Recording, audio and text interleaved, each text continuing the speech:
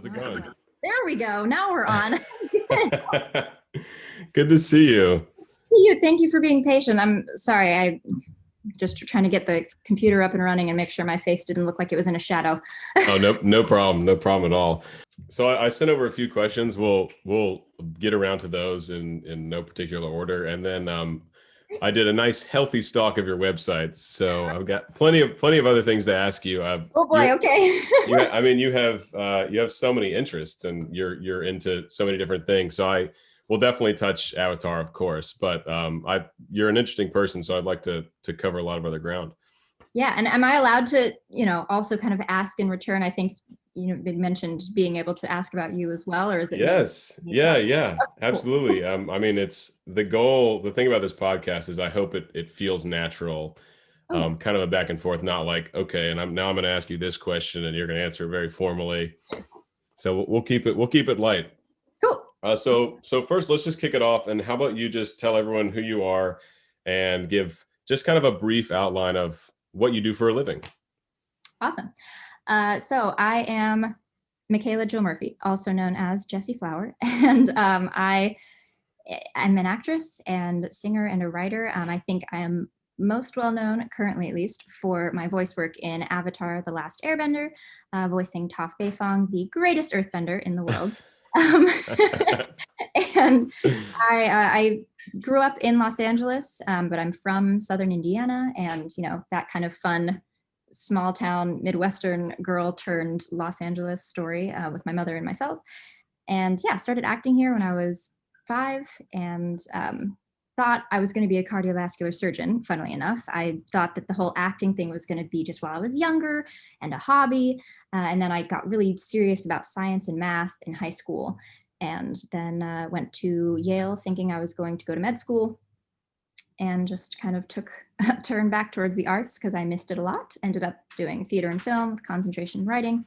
Went to New York for a little bit, and now I'm back in Los Angeles, partially due to COVID, partially due to I wanted to come back anyway, kind of combination deal. So yes, I'm mainly an actress. I also sing and dance and write.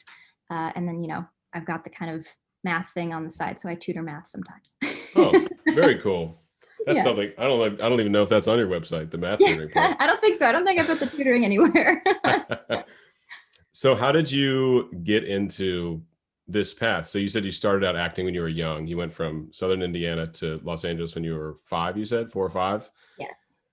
So how did you get into voice acting, especially? Because a lot of people kind of grow up doing a theater show here and there, maybe a musical theater show, but voice acting is a more niche kind of thing. So how did you find your way into that? Yeah, and you're totally right. It is kind of niche, and I think it's probably at this point the most kind of well-known it's ever been. Probably in the age of 2020, with technology just being the way it is, and so many podcasts even and audiobooks, those types of things being available for that sort of medium. I did start out in theater, like you mentioned, very, very popular thing. You get put in Oliver or some little kid version of like Beauty and the Beast, whatever. So I did do a couple of theater shows, and that was kind of a test run, I suppose, for my mom to be like, okay, I do want to actually do this for real. Is this something that we want to spend time on? I loved it, of course, and was obsessed. So that's when we decided to jump through the hoops and get headshots, start looking at managers and agencies. And I actually started in on-camera commercial work. That was kind of my first kickoff with, I guess, beyond musical theater. And after that, everyone goes through growing phases, and I went through a little awkward growing phase. I decided to chop off my hair, a bunch of teeth were falling out, and that's all fine and dandy, but for commercials, it's not exactly the cookie cutter mold that they might be looking for. So right. I all of a sudden kind of wasn't getting asked to audition as often, just because I didn't look exactly marketable to whoever was in charge. And so that's when my agent was like, hey, there's this thing called voice acting where you don't see your face. That's a very nice way of putting it. Yeah, so that was instigator. I was about 7, I believe. And at that time, definitely audio was not what it is today. I mean, I don't think people really were aware just of how voice acting even worked, and kind of voicing animation and, you know, putting that together. Obviously, if you watch like old cartoons, it's a very different level of not only animation, but also just audio quality. So it was definitely newer as an industry, and definitely new for youth, because kids acting kind of was still new. I mean, we had Shirley Temple way back in the day. And then for those of you who were around, I don't know if you're familiar with Hilary Duff. Oh, of course. Of course. I mean, I say of course, but I say that sometimes and people are like, who? And I'm like, oh no, what's happening? So she was kind of the first, I guess, successful kid that didn't go crazy. Right. She had a TV show, she had a music career, she did, you know, fashion stuff with Claire's and all this other stuff, and became just a kind of multi-hyphenate star, successfully as a minor, and kind of maintained that status. And she was really the first one, Miley Cyrus being a then close second, to follow in her footsteps, but changed the game a little, as we all know. You know, just with allowing kids to be famous, basically. Because up until that point, it was, oh, if we have a kid in a movie, sure. But it wasn't about focusing on this kid being the center of attention. So with kids in voiceover, it was kind of like, oh, you know, maybe we should just hire somebody who's 20 and who has a high-pitched voice and to do this part. But soon people just started to realize the authenticity was a bit different. And so I think they just started opening it up to legitimate youth casting. If you know, Barbara Harris is a huge ADR casting director. She's done, in my head, like everything. She most recently like did the, oh gosh, what movie is that? I can't remember. But a couple years ago, she did the Birds of Prey, Margot Robbie's most recent kind of Harley Quinn tale. And ADR fills in basically all of the background noise. So people at a market, kids on a playground, people at a basketball game, that sort of thing. People come back in and record that audio, because on set, typically they've got a really tight boom. Maybe you have like a little lav mic, that sort of thing. So they started needing kid sounds, and they started wanting to actually work with kids. So my actually first voiceover gig, which is a little different than ADR, was Finding Nemo. And they needed a bunch of background, you know, additional voices for the little turtles, the little fish, that, you know, they were a bit more used to kind of working with. But then for the live action stuff, kind of, I'm thinking of a smattering of things, Spider-Man 2, like Son of the Mask, Brokeback Mountain, just a lot of these live action things that you wouldn't think of doing voiceover work for. But there were scenes where there was a kid who was kicking around something in the dirt. And I had to be like, ow, like, hey, get that back, you know, like little things like that, right? And so it just kind of, it was really serendipitous, because I had a really clear tone, which is important for recording, obviously. Yeah. Depending on what you're looking for, but especially for that background, it's easy to layer in. You know, you don't have to worry about too much texture. I can speak English. Texture. Some texture for the texture. There you go. And I took direction well as a kid, thankfully. So, oh, well, that's worth $1 million right there. Exactly. That's the biggest thing right there. Yeah. It's like, does this kid listen when I tell them? So yeah, thankfully I was kind of in the right place at the right time in a budding medium, I suppose. So that's kind of where it got started. And I thankfully at the time, she kind of had a short list of just kids on call whenever they needed somebody that was under 18.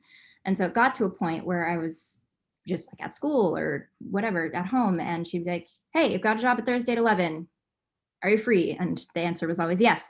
And so it was really, really cool just to get this kind of industry experience that was behind the camera. I wish I were a bit more together than I was, but I got really nervous in front of the camera, in front of directors who I thought when I got a direction, that meant they didn't like what I did. And I did not do well with people not liking me. I still don't do great with it, but I'm a little better.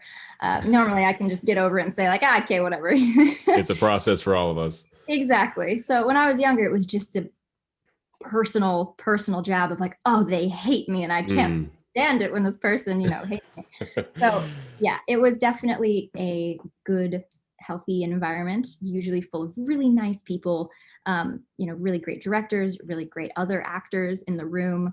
And yeah, so it kind of just flourished from that point forward. Very cool. And I kind of stopped in high school, I would say, around 14, 15, just because I was focusing on like the pre-med thing for, a time. So I didn't push the industry part as well. I kind of just put it on pause and was like, hey, I'm going to focus on school. So like I did 1 or 2 things here and there, but yeah, I would say it kind of paused around freshman year of high school. So when did Avatar start for you? I guess that must have been before high school. Mm-hmm. Yes. So I actually started, I booked Meg in season 1, and she is the character with thick pigtails in the episode The Fortune Teller. She has a crush on Aang and thinks Katara's a floozy. Oh, that was your voice too? That was me. So that was my introduction, actually. And I was 11, I believe. Yeah, when that kind of came out. And they were at that point auditioning girls, or starting to get into the girl, existence of Toph as opposed to a boy. Okay. And apparently, according to Giancarlo, one of the directors, the people in the room were kind of watching in for that episode, apparently liked my sound of my voice, kind of my, I don't know, personality, style, whatever. And we're like, oh, that's kind of, yeah, that's kind of something that we're looking for. So for Toph, so they called me back in.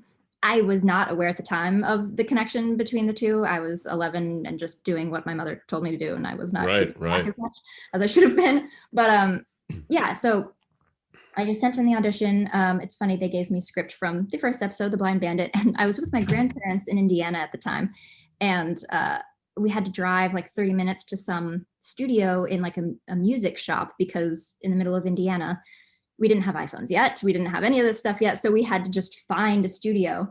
And my mom was like, okay, like she's going to go in and read the script. And my grandma was like, well, wait, who's going to read the other part, the part of the boulder?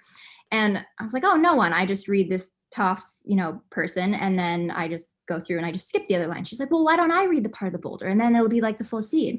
And my mom's like, okay, I don't know. Yeah, let's do it. She came in and she read the boulder, and I read Toph, and we sent that in as audition tape. The boulder. Yeah. That's fantastic. So it was absolutely hilarious. Well, did she get the part? Did she get the part? Yeah, it's funnily enough, that is her, and they just kind of used the like vocal, Yeah, that's a hell of a voice there. Down. Yeah. So that was my way into Avatar, and I got the audition. A lot of people ask, like, oh, how'd you get the audition? Thankfully, I've been signed with CESD, with Melissa Berger as my voice acting agent since I was 7, something like that. And she is fantastic. But yeah, she had the audition. It came through, and then she sent it to me, and they liked it. And then that's just like the system. That's how it worked, and it worked for me. That's not how everybody always gets jobs. And sometimes there's a cool fluke where they met something, some person at a bar, or met them at a party, and somebody's a parent, whatever. But in this case, it was very much just like I'd been working for 5 years at that point, and it just kind of aligned. Super cool. Yeah. Super cool. So what was the day-to-day experience on Avatar? Did you have a lot of interaction with the cast and things like that?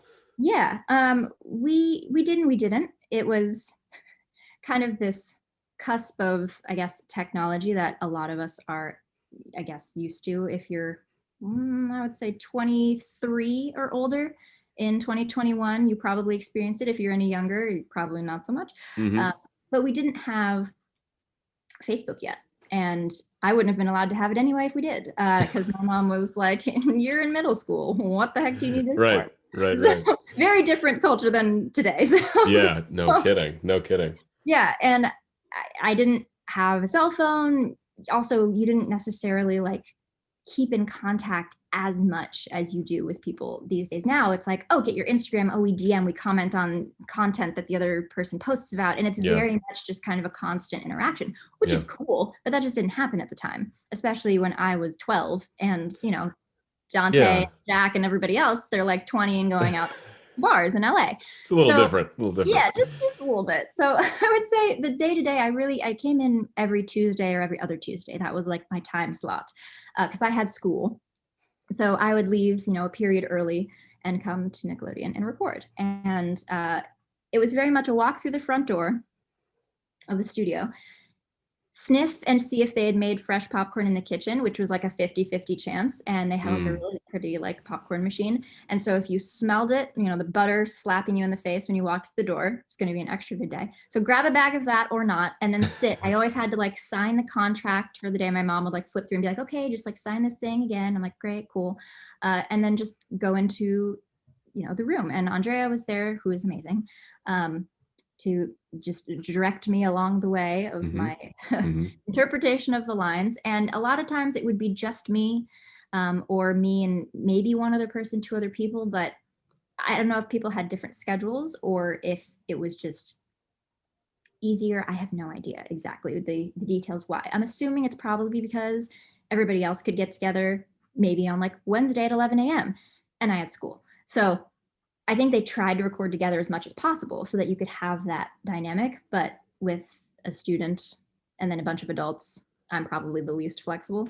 So that's how that kind of fell. But I do remember being relatively solo. Like a lot of the booth would be kind of empty when I was there. So even the scenes where you were interacting with, like, you know, let's say Katara Aang and Sokka, it could be just you in the booth, throwing your lines in. Would you be the last to go in to kind of fill in the blanks, or would you sometimes have nothing else and you're just trying to pick a line reading out of thin air? Both. It depended on the day. And it's kind of funny because I didn't really think of it as, I still don't really, but maybe that's just because I always have like voices in my head. Just always something is being thought about and having conversations with different sides of myself. Of course. You know, in my head, I was like, cool, we could have the whole cast here, or it can be just me. I can respond the exact same. Like I can look at Katara's line right before mine and be just as annoyed as if somebody is saying it to my face. And I don't think I was necessarily even aware that I felt that way per se, but that's one of, you know, the things that probably obviously helped me in voice acting. Because most of the times, you're responding to the words on the page. Somebody's not going to be right next to you saying the line to you. So yeah, I don't know. And Andrea obviously helped a lot too with that. She's the, you know, the vocal director behind the mirror, I guess, or behind the window. So, you know, there'd be moments where I would give something. She'd be like, you know, I think we need a little bit more. I think give her a bit more anger, give her a bit more grit. Throw a few takes out there that are just the complete opposite. You know, I would be playing it like more cool-headed, and she'd be like, give me the opposite end of the spectrum.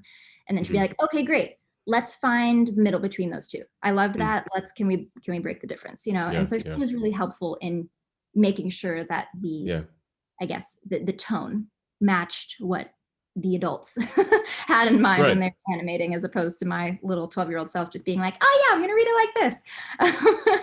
Right. But yeah, it's interesting to think about because a lot of the other actors were together a lot of the time. And I was like, oh, really? Like I remember being in the booth with Gray a couple of times and with Greg Baldwin and with Mako. I think I was with Mako once, and Mark Hamill was there once, and you know, that's always cool. Always cool. You know, casual, I mean, whatever. Come on.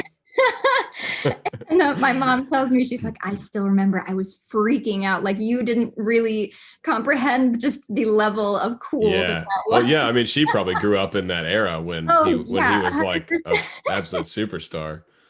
Yeah. So there were those times, and I loved that. I was like, oh yeah, I get to like record, and Dante's here today. And he would always show up a little late, like on his motorcycle, and you know, be cool. Very, very Zuko style. But yeah, there were so many times when I was doing it by myself. And I thought that was just as cool because I was like, haha, I got the booth to myself. I get to just focus, listen to Andrea, and like do my thing. It's very cool. So I'm used to doing character development for operas, and I'm wondering how does it work for voiceover? Do you spend a lot of time outside the booth trying to build your character, thinking about like who, what, when, where, why kind of stuff, and maybe context that's not included in the show, like more of her background growing up? Or is a lot of your work really in real time in the booth? They would always send the script ahead of time.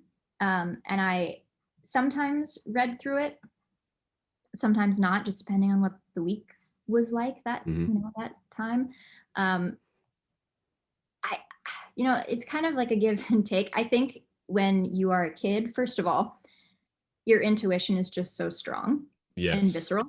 And if it's doing the right thing for a role, that's why you book it. Mm-hmm. And there are some kids who are super calculated and who come in and they're just like, yes, I have like a system, and bless those kids. But I was very much the kid of like, this was my initial response. And if it works for the character, it works for the character. And if it doesn't, then I don't book that one. Okay. I wasn't too calculated in my approach. And I think as I've gotten older and more life happens and you have to like pay rent and like go to school and keep track of your own schedule, you lose some of that pure intention because there's so much going on up there. Mm-hmm. And so as I've gotten older, I need to do that more, but it's more so about like closing out all the random crap that I'm thinking about, because it's hard to like close off everything you have to do, go stand in your little booth corner in your closet and think about this character for a solid 30 minutes and just completely be immersed. It's hard. Yeah. Because you're like, oh man, I have to send that in before 5. And I also left this door open and I have to fold this and I have to drive here and drop it off. Oh, and that has to go in the mail, all this stuff. And all that gets in the way. And you can tell, you can 100% tell. Whenever you, and me personally, I do that sometimes. I'll record something and I listen to it later and I'm just like, I'm so distracted. Like I wasn't there. I wasn't in it. Yeah. And I even felt like I was in it at the time, but I wasn't. It's, So it's kind of frustrating. But as I've gotten older, I have to start thinking about that more, because unfortunately, it's not just about, my mom drives me to the studio and all I have to do is show up and say the line because I'm a minor and I was lucky enough that the adults around me were taking care of everything else. Not every kid, I'm aware, has that experience. I'm very grateful for that, but I didn't have to keep track of those things. Yeah. So now there's a bit more of a, okay, what's the initial visceral response? Now let's make that a bit more colorful. Make sure that there's kind of a more dynamic approach to this line as opposed to this one. Where is her anger coming from? Like, why is she pissed off at this character because of this? Is there something deeper rooted or is it topical? Giving it a bit more rhyme and reason, right. Just because otherwise my brain's going to kind of just be pulled in a bunch of different directions. So it helps focus it a little more. So I think that's something that's so great about kids is that they are just kind of so raw. Oh yeah. And what they're feeling. And it's like, that's what, I mean, they can really play with like their imaginary friends because they really construct it. So in some ways, it's probably really best as a child actor, voice actor, to just fully trust whatever's feeling that stream of consciousness. Whereas you get older and maybe the roles get more complicated and such, and you have to put in more, thought and time into it. Yeah. I also think it's kind of, I don't know how to like phrase this a nice way, but like when you're younger, there's almost nothing you can do. You can't like change who you are because you're a kid. Like you are who you are, period in the story. So somebody's like gonna love it or just be like, not quite for this role or not quite at this time. And it's not like, oh, try it a different way. It's just like, you are the way you are and that's great, but you don't fit in right now. And so there's like not really an opportunity to be like, oh, wait, I can do a different version of myself, which I feel like you can do as an adult a little bit. You can come in and be like, this is my personality if you're just talking to me at the grocery store. Or here's 3 different types of me because I've grown into all these different people now. So I can kind of put on different faces. Whereas, kids, it's more just like, oh, cool. Maybe some have handles on the emotions a bit more, but they're pretty solid in just like who they are, Yeah, I feel like as far as me and my friends and colleagues, you really start to kind of settle into who you are, and you can make more conscious choices like mid to late 20s really, but like all the way through high school and even college, you're just kind of like going where the wind blows. Yeah. kind of like a kid. I mean, looking back at me and my friends, even in like undergrad, it was like, yikes. Like we were off the hinge, like blowing in the wind. Exactly. So funny. Okay, cool. Do you keep in touch with the other people on the show nowadays? Nowadays, yes. I mean, Netflix kind of locked that in for sure. But before that, in 2019, we had all started kind of coming back around because I think the fandom it existed, but it started growing a little bit more in like late 2018, early 2019 again. People were just either rewatching for the first time or maybe they had kids and they were showing it to their kids or something like, another round basically of viewing. And So I was lucky enough to be able to just hop to a few conventions because people were like, hey, we're going to do another Avatar panel. It's been like 10 years. We want to like have people back. And then we're like, cool. So I got kind of reconnected with Jack DeSena, who voices Sokka, and Olivia Hack, who voices Ty Lee, and just started being like, hi, I'm an adult now. Like, how are you? Yeah, like, yeah, right. It's so nice to meet you as people when I'm not yeah. a child. So that was kind of funny. Meeting Dante, I guess, again, but for like the first time, I suppose, as like a independent person, he was like, oh my gosh, little Jessie Flower, look at you, you're a woman. I'm just like, hello. Yeah. I'm a woman, that's wild. Right. So yeah, we kind of started reconnecting, and then this last year came out on Netflix, and just a whole other wave that none of us were expecting kind of locked that into place, just with viewing parties and with Cameo coming out. And so a lot of times people are like, can I do like a joint cameo with like Uncle Iroh and Toph? And so we coordinate and have to do like a little recording together, just little things like that. So we're definitely more in each other's spheres for sure. And funnily enough, I just got back to Los Angeles literally like a month ago, and the place where I'm staying currently is a few blocks away from Olivia Hack. She was literally 2.5 blocks, and it's so wild because I'd completely forgotten where exactly in Burbank she lived. And I was like, wait, I sent her a t-shirt for Christmas from like my website. Where was her address? So I like looked it up, and I was like, oh my gosh, she's 2 blocks away. Wow. So wild. So yeah, we're all kind of nestled close to each other now that I'm back over here, which is cool. That's great. And were you in Virginia before? I think that was in your bio. Yes. That's where I am actually. That's where. Oh. Yeah, born and raised in like country Virginia. Where specifically? In Crozet, which is a little city outside Charlottesville. Yes, that's so funny. Do you Oh know my that? Do you know gosh, that I city? do. Yes, yeah. That's wild. Yeah, I was there for. You just missed me. I was there for 9 months. Yeah, last March, middle of March, and then left on January 1st. Yeah, So it was fun. I was with my boyfriend's parents because we were in New York, and his parents lived in Virginia, and we were like, oh, we should just go here, for like a month until this whole COVID thing blows over. Like a month. Yeah, got, I know. Man. Jeez. Yeah, that turned into 0 to 1,000 real quick because we'd only been for about 4 months, I'd say 5 months, and then I'm like, "Hi, I'm dating your son, and I'm living with you." I'm living with you now. What's up? Yeah, you have a daughter. Yeah, effectively. I mean, geez. Yeah, it's pretty wild, but it was great. I like Virginia. I hadn't ever really spent too much time there, so it was nice. Definitely a good pause from New York, just because New York. Oh my gosh, yeah. So much every day, which is great, Yeah. but gosh, it's it gets a little tiring. Yeah. Did you ever get to test out? There's this highway called Highway 151 near Crozet, and there's like 15 to 20 breweries, wineries, cideries, distilleries. And it's like very country. It's like leading up to the Blue Ridge and like Wintergreen Ski Resort. If you can get someone to drive you, you can literally hit like 15 different stops for that. It's a great getaway if you're ever I haven't. Ever back on the East Coast. Partially, fingers crossed, assuming everything is continuing to go well, we will be back, probably for Christmas or Thanksgiving or something in relatively the near future. It's possible that I might have heard about it, but it was COVID, things were all weird, so a lot of them have been closed at the time. We didn't go out too many places aside from no kidding. Blue Ridge camping, kind of outdoorsy things where there are no people, just because obviously things were closed for a while. So I'll have to do that. That sounds. Have you heard of? You've probably heard of Bold Rock Cidery.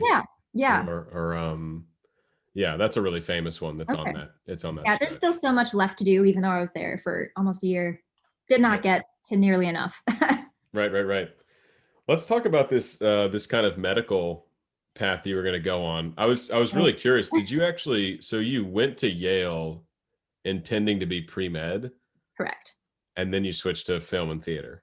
Correct. So what was that like? So you kind of took a pause, una pausa in high school, and then go to Yale, which for pre-med is, that's exceptional. So congrats to you. And very intense.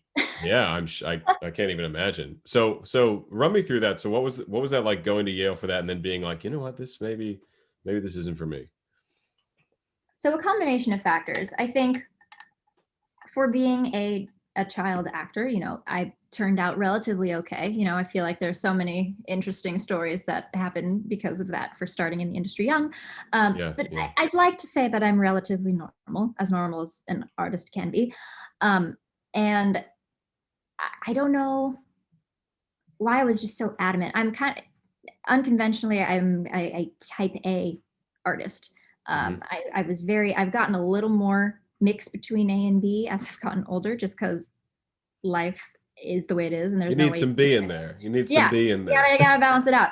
But I was very much like a list person, and like, okay, I'm gonna do this till I'm 13, and then I'm gonna do this when I'm 14, this when I'm planning it out. Which for the pre-med Yale side, very smart, perfect, very in line. Yeah, exactly, right on track. So in my head, I was like, great, I love this acting thing. I'm going to do it until I'm 14. And by that time, I'll have my name on the Walk of Fame. And then I'm going to stop acting. And then I'm going to go back to school and be super, super focused and just do math and science. And then I'm going to go, at the time, I really wanted to go to UPenn for some reason, even though I hadn't even really visited it or looked at it, whatever. It's like, go to UPenn, do pre-med, and then I'm going to go to med school and become a cardiovascular surgeon. Now, that all happened because I was 7 and my grandpa had a second stroke, and I was just like, next time, like, I can fix it, you know, that sort of thing. Yeah. So that's where it came from. And my mom, being a mother, was like, that's a great idea. Yeah, do that. Follow the med track. We like that career. Yeah, that's good. You'll be set. So, you know, she was very supportive in me and what I wanted to do. But in my head, she might have a slightly different, you know, thing to say about this. But in my head, I was like, oh, this is like the right thing to do. The acting is fun, but like, this is the quote unquote correct thing that I should pick. And I was like, okay, sure. Yeah. And that's fine. I can do that. So yeah, I just got super into bio. I ended up going through all of the AP Calc A, B, B, C, and then they actually added on a class, a multivariable class for 4 of us in my grade in high school. And we just did it like kind of through like a college. And now math is crazy. Like the kids today are blowing me out of the water. But at the time it was like, ooh, cool. I'm the only girl in this specially formed math class that they've never had to make before. I'm feeling pretty great right now. And like, can make some strides and I'm going to do well. And I was going to go to U Chicago.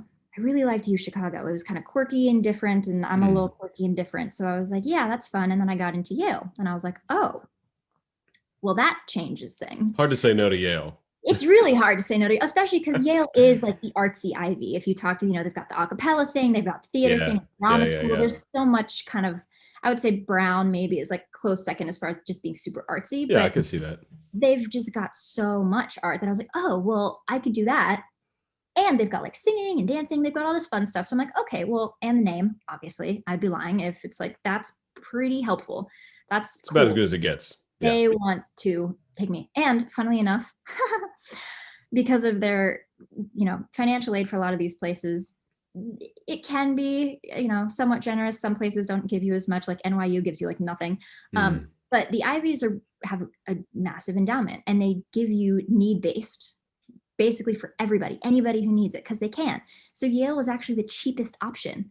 It was the biggest name and the cheapest option for me to pick. And I was like, well, easiest choice ever. Signed, sealed, delivered on that one. Hi, let's go. Yeah. So rolled into Yale, and honestly, I probably should have taken a gap year. That's probably what should have happened. I was exhausted. I was so tired.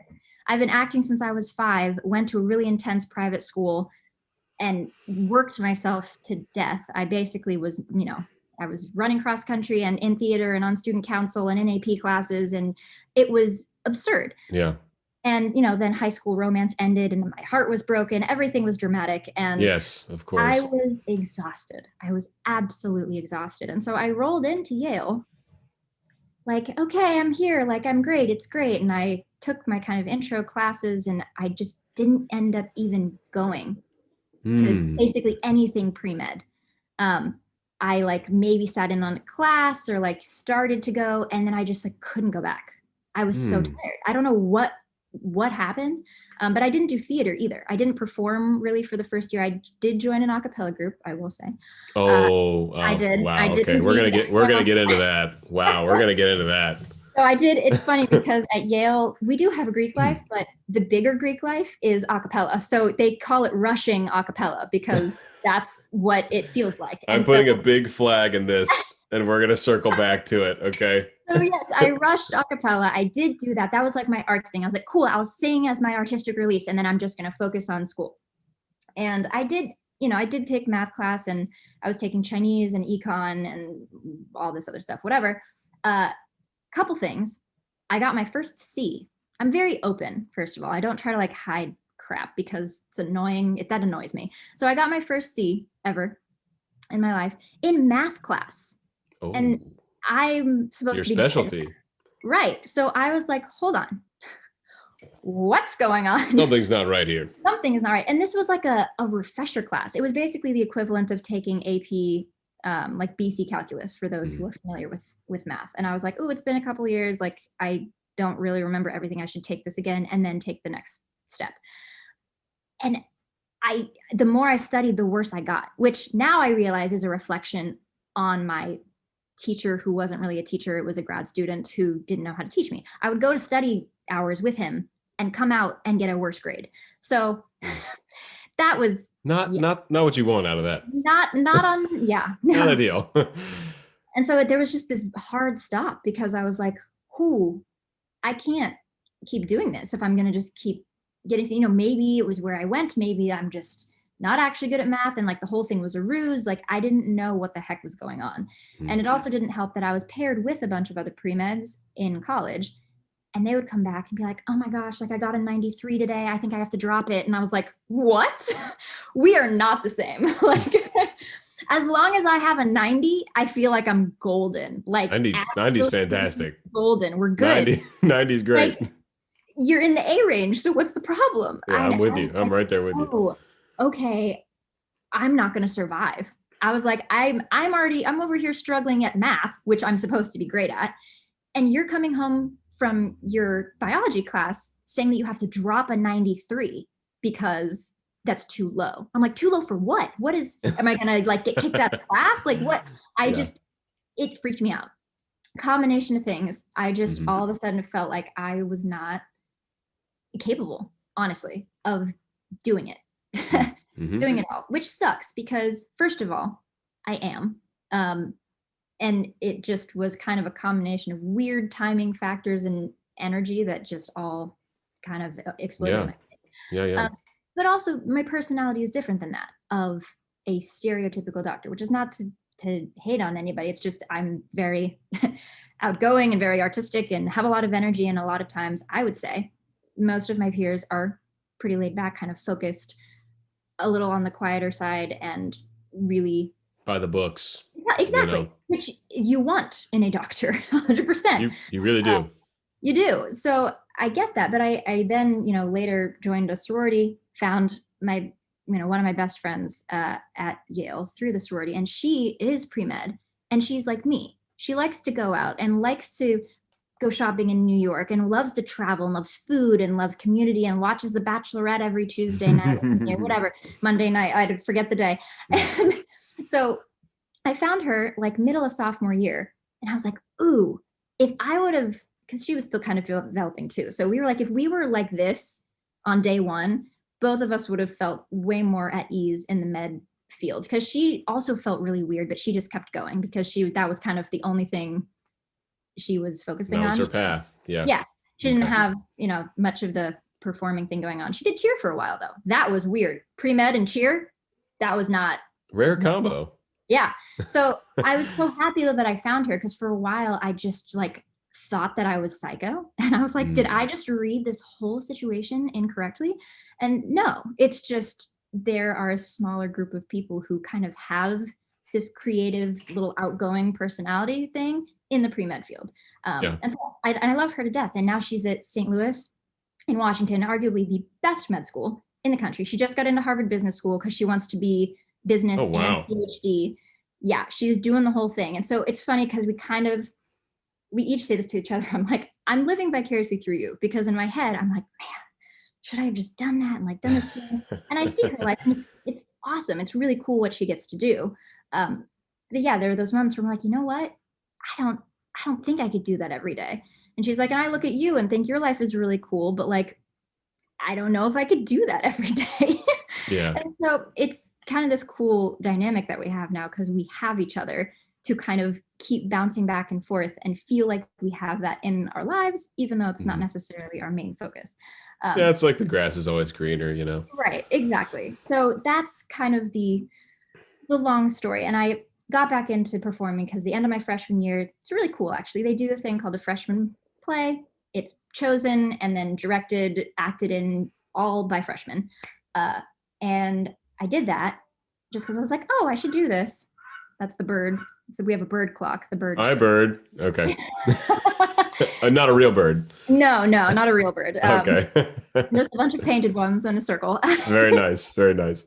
And so I did that, and I, like opening night, whatever, show ends, and I was just like, oh my gosh, I missed this. It was like drinking water after months. I don't know. And I was like, oh man, I need to come back to this. If this just brought me back, and it's so much so I wasn't even a lead. I was I was in like 3 scenes. I was a tiny little part, and I was so happy to be there, in costume, backstage, in rehearsal. Loved it. There's nothing like it. Yeah. And so I ended up doing theater. I should have just done theater extracurricularly and actually doubled in film and econ. That's what should have happened, but it's okay. We learn. I found film along the way. I took a screenwriting course, loved it. Ended up becoming a film major because I just kept taking screenwriting courses. And then they're like, okay, you have to be a major to take this next one. I'm like, well, all right, we're going to make that happen. So I ended up taking, because I had to catch up because I didn't take that until spring of my sophomore year. So I ended up taking like oh God, what is it? 1, 2, 3. I took like 7 film courses my junior year or something because I had to catch up. So that's a lot of film courses in 1 year. Filled it in really quickly. No kidding. And so, I did concentrations in writing for both of those, because also something that I didn't put 2 and 2 together, I always just got an 88% on like every essay I ever wrote. And I was like, how the hell do you get an A on one of these things? I must not be a good writer. And it's like, no, I'm just the storyteller. I'm not the editor. And I'm not the one that structures the argument a certain way. I was more just about, I was like, why are we talking about this speech from the 1700s? And why do I have to convince you that it was done well? And why do I have to explain how it was written? Like, I don't care. And I couldn't write well about things I didn't care about, which was most of the essay topics. So I quickly learned, no, I'm actually a good writer. I just needed the right medium and the inspiration to actually keep writing. So yeah, found screenwriting along the way. And so I ended up doubling in theater and film and concentrating in writing. So there you have it. There you have it. All right. I put a flag in acapella because bringing it back. That's a big part of what I'm up to these days. Yeah. You're an opera singer or creative director or what? I wear a lot of hats. I think that's something we have in common is we do a lot of different kind of things. First and foremost, sing opera, I would consider it professionally because I have a salary at the Academy of Vocal Arts in Philadelphia. So cool. And it's kind of like a big professional slingshot for an international career. Yeah. So it's a 4-year program, but we're basically paid monthly to train with like the world's best coaches and sing roles and stuff. I mean, that's the dream. It's really wonderful. And it's been tough this past year because it's mostly been online, but I'll be up in Philly starting in September probably, and it's going to be magical. And then off to the rest of the world after that. But during quarantine, I have really gotten into producing my own a cappella music. I was also in a cappella in my undergrad, and the pandemic hit, and I was a music production major, so I know how to audio engineer. Oh, cool. I could totally make my own one-man a cappella stuff. Yeah. And so I started doing that, and it's been an absolute joy to get. I mean, it was probably the best part about my undergrad was being in. And it effectively is like a little Greek life kind of thing, except it's a much smaller group and you're much closer with everyone than you would be in a big fraternity or sorority. Was yours all male or were you co-ed? It was all male. I was in a group called Exit 245 at James Madison University. Wow. There you go. I was music director of it for 2 years. And it totally shaped my college experience. And yeah, and it kind of was like, okay, I did that. I did that in undergrad. I could totally do that again. And so That's yeah, so cool. now I've been making tons of acapella covers, and now I'm starting to collaborate with bigger and bigger people, and it's really starting to Awesome. kind of get some traction. And I don't know if I'll be able to keep it up once everything is Sure. back in Sorry. session. But as long as I have, the extra free time, it's pretty much those covers and the podcast are like my two babies that I've started Yeah. doing during Yeah, I'm gonna have to quarantine. pick your brain music production wise. I started kind of getting into the type A side of me. I would always write songs, write lyrics, and just be like, "This is awful." I would like think I'd have all these ideas, and I would try to put them on the page, and it would just come out, very much middle school Radio Disney. And I was like, "That is not what I'm going for."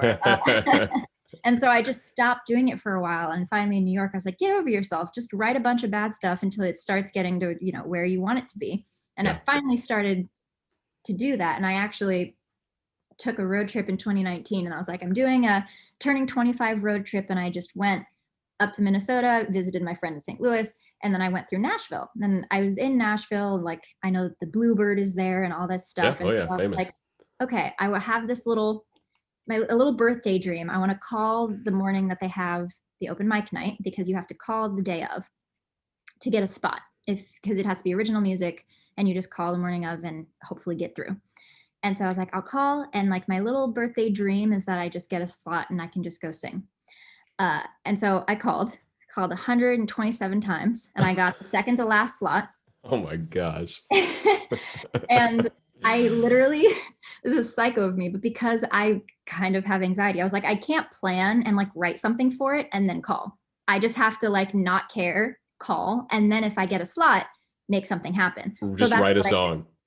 Yes. So I literally found a guitar player on Facebook, like Nashville musician group. And I was like, hello, I have a slot at the Bluebird tonight, and I have an original song and kind of a tune, and I need somebody to help me finish it and play with me tonight. And so we got together and put it together in about 2.5 hours, and then met up at the Bluebird and played it. So it was Wow. a whirlwind, but amazing. And now after that, I was kind of like, great, keep going. And so I've been trying to write. COVID threw a wrench in a lot of that, Mm, unfortunately, just because yeah. there's so much moving around. But the end of 2019 and early last year, I was finally starting to write more and trying to reach out to music producers and being like, hi, I'm looking for the next level beyond just using somebody's phone and like actually adding some production Yeah. quality Yeah. Yeah. to these songs that I'm pumping out. So yeah, the music thing definitely has been a huge part of my life. And the Hmm. acapella definitely helped with a lot of confidence and kind of performance chops and everything. So Yeah. yeah, I feel on the toying with music front, I miss it, and I'm hoping to get back into it more soon. Feel free to pick my brain whenever you want about music production Yes, stuff. I I will. I actually went to school in Miami for 2 years, University of Miami, and while I Yeah, was down there, I got it super into electronic music, and yeah, so yeah, I produced tons and tons of electronic music for the next few years, and thought I was going to be a festival DJ and all this thing. classic. Switched my major to music production, and so Wow. I've made like hours of electronic music, and then I took all the recording techniques classes and stuff, and now been recording all the acapella stuff. So I'm very familiar with Logic and Ableton and all that stuff. If you ever have any questions. Yes. Yes, Um, it's the short answer. acapella. We can't get away from acapella. Right. Okay, so which group were you in, and how was your experience in that? And are you still doing any kind of acapella stuff? Are you interested in doing any kind of acapella stuff these days, or what? So I was in Yale Out of the Blue, which our colors are white and blue, so very, fitting for the campus. It was co-ed.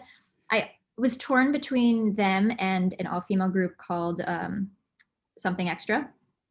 And my kind of qualm was that my high school group was very jazz focused. We wore very fancy, I know, but like sleeveless, floor length, black Calvin Klein dresses at our concerts. Like we were very like snazzy jazz people. Okay. And Something Extra, I loved them, but they also wore floor length black gowns and like long red gloves. And I was like, the red gloves are fun, but like, I just wore a dress like that like all the time. I was like, I don't know if I want to do the same thing. And like the co-ed group was a little bit more pop rock. And I was like, you know what? Let's just try something different. So I did co-ed pop rock, more belty pop stuff, and recorded an album we do every other year. So it was my sophomore year, and I did What Now, by Rihanna. That was the, if anybody listening still knows what that is. Oh, great song. We know. It's a great song. And yeah, it was really, really cool. That's the reason why I got to go to Hong Kong. That was our tour after freshman year. I got to go to Macau and like sing for lots of fancy people at dinners. It was really great. And I organized a tour in Southern California. Got to go be, on a couple of sets and watch some episodes of night shows, on TV and stuff like that. It was great. I only did it for 2 years, I believe. Technically, I was getting ready to go into my junior year, and theater and a cappella were just conflicting like mad. And also I was part of a dance company at that point. And it was just really tricky. And I was like, man, I, at the time, was just talking to like leaders, like, you need to be here more. I was like, I can get the music on like my own and just come in like twice a week. And she was like, that's not fair because we're all here. And I'm like, okay, well then I can't do it. So bye. It was a little tense for a second because, so as a cappella / Greek life sometimes gets, they were like, why aren't we the most important? It's like, well, because there are times where I'm standing here being like, I could have just practiced this on my own, and now I'm wasting 3 hours standing here. So it ultimately was just kind of like, why don't you just get somebody else who does want to be here and who can be here any day, all the time, and then I can give myself a little bit of a break, and you don't have to be as annoyed at me. So I only did it for 2 years because then scheduling got crazy. But I still went to their shows. I helped with like the rush process and, did some vocal boosting and lesson things for the week and that sort of thing. So I stuck around, but I just wasn't as involved for the actual showing and touring after my sophomore year. So yeah, I don't know if I really have done actually too much a cappella specifically, because in New York, I was just fully in musical theater mode because I was trying to hit that super, super hard. I'm open to it. I like it. I just haven't done it in a while. Yeah. Something that's popped up recently, which is kind of why I've gotten so involved in, is this kind of like predominantly online acapella stuff, and especially like acapella basses. Like people are starting to like the bass voice, and I'm like, yay, this is very good for me. Did people not? They did, but it wasn't like, at least in acapella, it wasn't like basses didn't have like solo stuff. So people are like, oh, like we love the basses in like the choir, but there wasn't like bass solo stuff. Interesting, because during my time in undergrad, that was kind of, I don't know, an exciting thing. Whenever we would like watch, there was like at the beginning of the year, every a cappella group did a couple of songs just to kind of show who they were. And anytime there was a bass soloist, everyone like lost their mind. We were like all for finally getting to hear like a bass solo. Right. For a song, everyone was super into it. So the basses were like the stars during my time. I think singers have always liked basses, but they never really make other than like a country singer here or there, they never make their way into like the pop fold. Yeah, you're right. You know what I mean? You're right. It's a lot of tenor, falsetto their guitars, and Exactly. That's exactly right.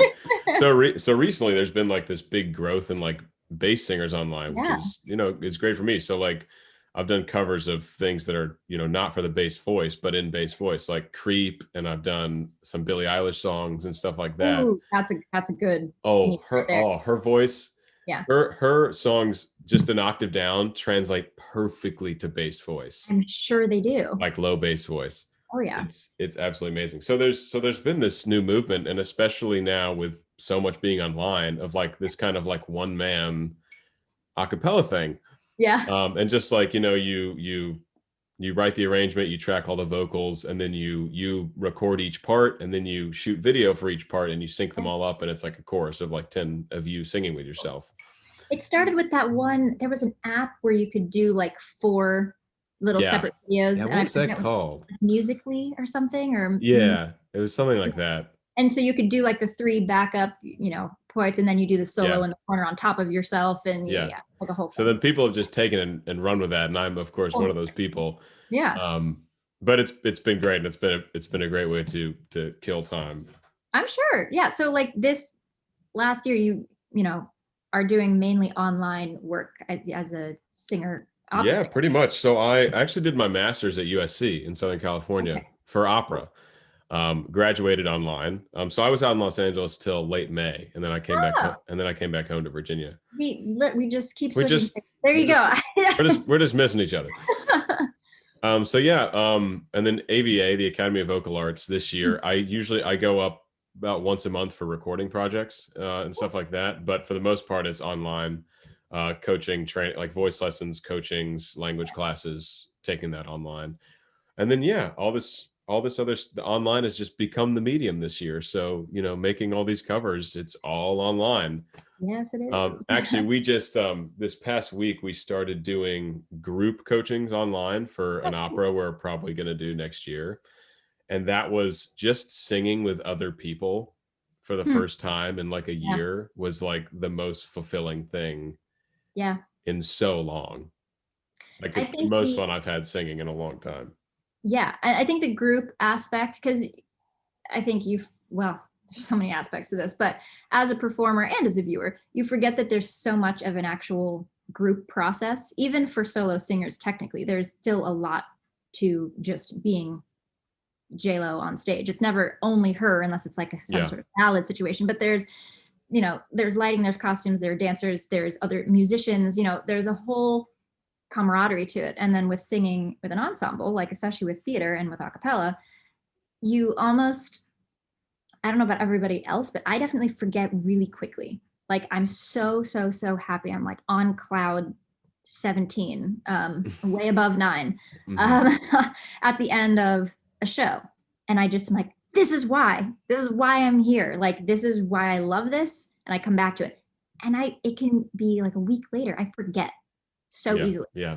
And definitely this last year, I've been all sorts of things, but depressed relatively often, I suppose. And you don't even know why necessarily until you get those little moments where you get to like perform or like actually sing with somebody or do something that made your heart sing, but you forget about it because it's not like essential, like eating and sleeping. And so it's just kind of wild when you get those moments of like catharsis and like, oh right, oh my gosh, I forgot that like I technically need this to like breathe properly. It's pretty wild. No, I've totally been the same way, and I think we're in the same boat as a lot of people with feeling depressed and whatever. A lot of this past year, it's been a tough year. It's been a tough year, 100%, and it's also tough because everybody is probably feeling some version of what we feel, but there are just so many different actual realities that part of me feels like most of us have nothing to actually complain about. In comparison to lots of other people. And so then there's that added on top of it of like, I still have my mom and like, I personally am still here and am healthy, thank heavens. So, just little moments where I'm like, okay, well, shut up, Micaela. You don't have anything to be sad about because no, seriously. No, so, a big part of, I do a lot of journaling and a big part of that has been just really trying to stay grateful for everything we do still have, even if the outside world is not what we'd like it to be right now, but having family, having a place to stay and a roof over your head and having food and a hot shower which is all huge technically, like it's huge. Yeah. Your cover band, I didn't get a chance to listen, but I saw that you're in a cover band and I want to know what kind of stuff you guys do. So, well, technically it's not mine. It's called Faces for Radio because they're cheeky like that. Because we all, in not trying to be a gross way, but we are relatively, think we are anyway, stylish and put ourselves together. So we were like, oh, that's kind of funny because we show up looking put together and whatever, stylish, attractive, whatever.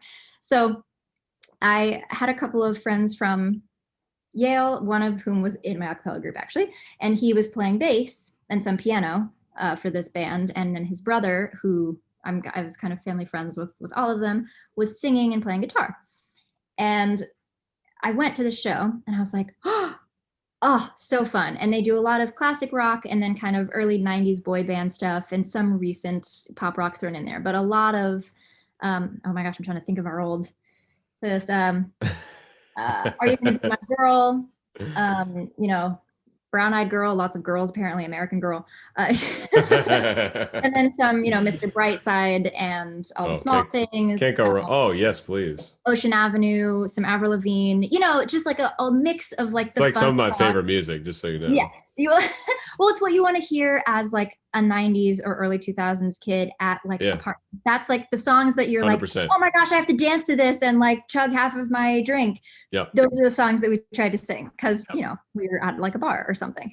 So that's what they sang. And I was like, if you ever need a singer, hello, hi.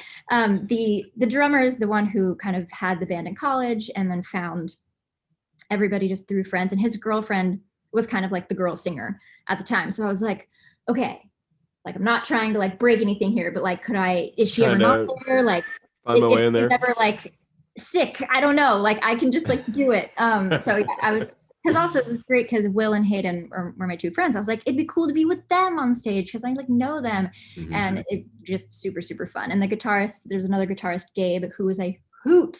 He is like, he's like my Italian brother. He's just hilarious with a head full of curls, and he's amazing. So anyway, I finally got the chance because they were like, hey, like Helena has like a work thing, whatever. And they were actually, where was my first concert? It was in the Hamptons. Hey, yo. Yeah, so we played at Steve and Talk House in the Hamptons a couple of times, which is a big bar, like, big names have like rolled through there over the course of the years. And they were like, we've got a 3-hour set here, learn these 17 songs by this weekend. And yeah, because we need a female singer. So I did. And then after that, it was kind of just alternating. And then at some point it got to be all three of us because there were some gigs that we had where we were doing one thing in the afternoon and one thing at night. Each of them were 3-hour sets. And it was like, listen, we need 3 singers.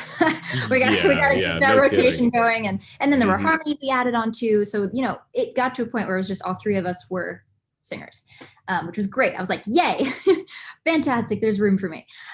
So yeah, it was great. And I miss it horribly. We performed at Bowery Electric and Red Lion and Session 73 and all these just great locales in Manhattan. And it was an absolute blast. And I got to have a reason to wear like my fishnets and mini skirt and crop top beyond just going to like a 90s themed party. Right. Yeah. It was great. And yeah, it was honestly probably one of the things that just made the last year that I was in New York like so much better, because New York is very hit or miss for anybody who's been or who lives there currently. It's just a lot of kind of getting kicked in the face, but then you get picked up by something awesome too. It's just a lot of that back and forth. And so that was definitely one of those things that picked me up and was like, hey, look at this cool thing that, makes it worth it with all of this other crap that sometimes comes along when you're an actor. So yeah, it was definitely. That's awesome. That sounds like a blast. Absolute blast. Question. Yeah. Have you ever been to Candy Pop in Los Angeles? No, I have not. It's what's the club's called? The Satellite. I don't know anything. I don't know anything about it other than it hosts Candy Pop. I think it's like the 3rd Friday of every month. Under normal circumstances. But I've never been. Like I've seen like little, event notices like online or like people sharing it. So fun. It's literally just like a 90s 2000s dance party. Yes. And even as an opera singer, that would be the night where we went out and we were like, you know what? F my voice. I'm just gonna scream Katy Perry for 2 hours and crush Red Bull vodka. Oh my gosh. Yeah. Well, that was the funny thing too, is like these. Oh, boys, you all are great. But Will, who is the guitarist and singer combination, he would just pound these drinks. And by like 30 minutes in, his voice is just gone already. Oh, no, and I'm like, man, you can't drink during the set if you want to last for 3 hours. You got to wait till after the set. You do. I would, because I started at the beginning, I was like, sure, I'll have like a vodka soda, whatever. And I was like, oh no, I will not. Never mind. I'm going to have tea on stage. And then, and I'm going to like put tea in a cup and be like, yeah, cheers. Like my tea. Party and time. then maybe have a drink. But oh my gosh, I tried doing the first 2 shows while drinking. Absolute nightmare. Oh my gosh. Would not recommend to anyone ever. Yeah. So yeah, I learned very quickly. It feels great, but it just trashes your voice. And then nothing, it gets to a point too where you still feel like you can sing, but nothing comes out. And you're like, but you're drunk, so you don't feel anything. So you're just like, what's going on? yeah. Yeah, So that's 100% it.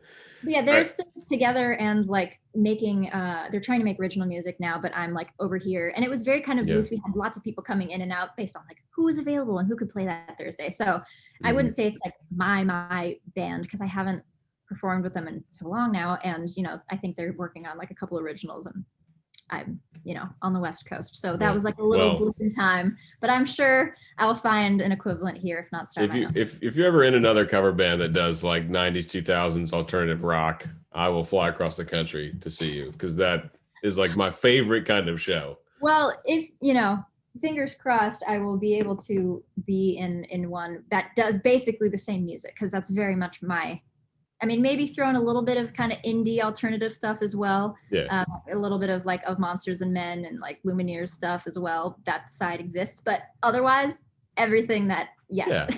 People love that music, and you can find people that want to play that music. I have no doubt. Yeah, for sure. All right, we're coming up on time.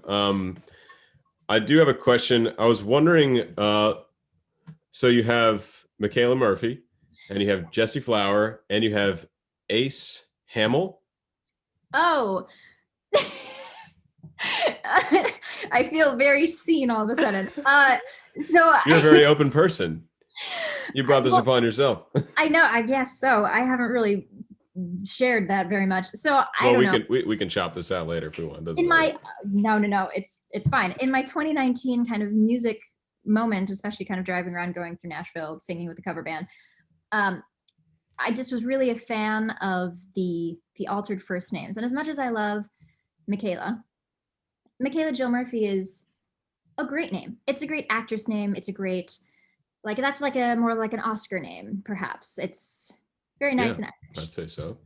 For music, it doesn't have much of a punch. There's not much going on there, in my personal opinion. I feel like I would need a band name to actually go under.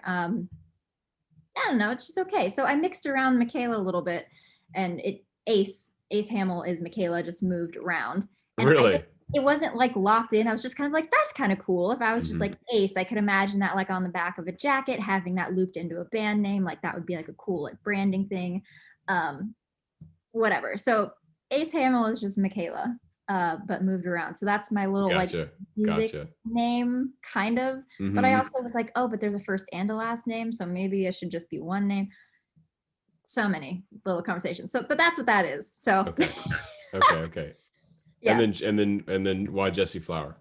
I was 6 and people kept mispronouncing my name, and I thought Jessie was the coolest name in the world. I actually thought Jessica was the coolest name in the entire world, and Jessie was the shorter, cooler version of that. And my mom was like, okay, well, this is going to be on everything. First of all, are you sure you want this to be your name? And I was like, yes.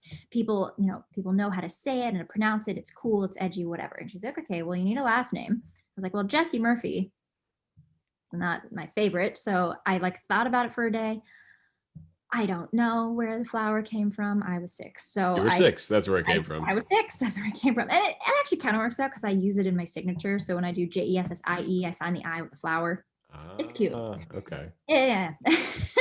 And so I still do that. And I was 6. And so then it was on everything. And I turned 18 and was like, great, well, that was fun. I can't go by this anymore, unless I would like to be a different kind of dancer, probably. This has a little bit of a different industry entirely. Yeah, just a little bit different vibe going on. So I went back to Micaela Jill Murphy for, IMDb purposes. And yeah, we're still making the transition because people still are like, wait, but the voice actress is Jessie, or like Jessie's the name I saw on this picture. And I was like, yes, you're correct. I'm awesome. So, yeah. I feel like Micaela Murphy would actually work really well if you were doing like singer-songwriter stuff. Yes. If I'm doing singer-songwriter stuff, 100%. Band stuff's different. Band stuff is different. Right. So I feel you. Like, Billie Eilish, Beyonce, Halsey. I was thinking more Halsey. I'm kind of I don't know, kind of a mix of, do you know the band Perry? Yeah.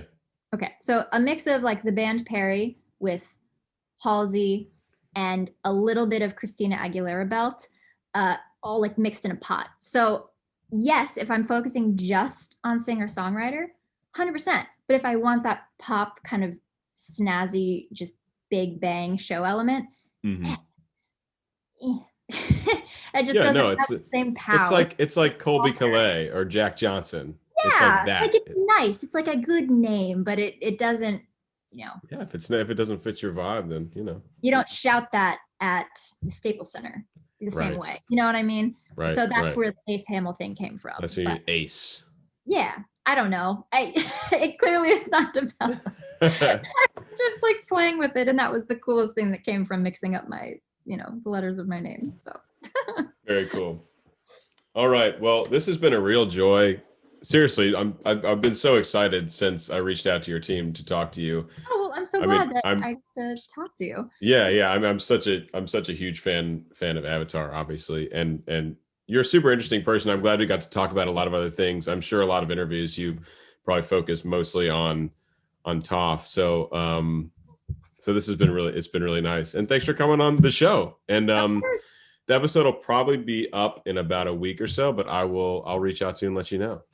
Cool. Sounds good. Yeah, by all means, just let me know when it's posted. I like to share it and for sure, listen to it and everything. And thank you for reaching out. It's been kind of mayhem dealing with moving, and so I'm just hoping that like everything that comes in has been caught as far as people like who want to do like a podcast interview, do like a YouTube challenge, like all these things that people want. So I'm glad that we found a time, and it was so lovely meeting you. You're 100% right. We talk about Toph a lot of time, which is great. I can talk about Toph all day. But you go into a lot of different areas. So it was really wonderful. Walk down memory lane a little bit and talk. Good. Alrighty. Well, I will talk to you soon, hopefully. And thanks for coming on my show. Sure thing. Bye. Have a good one. Bye.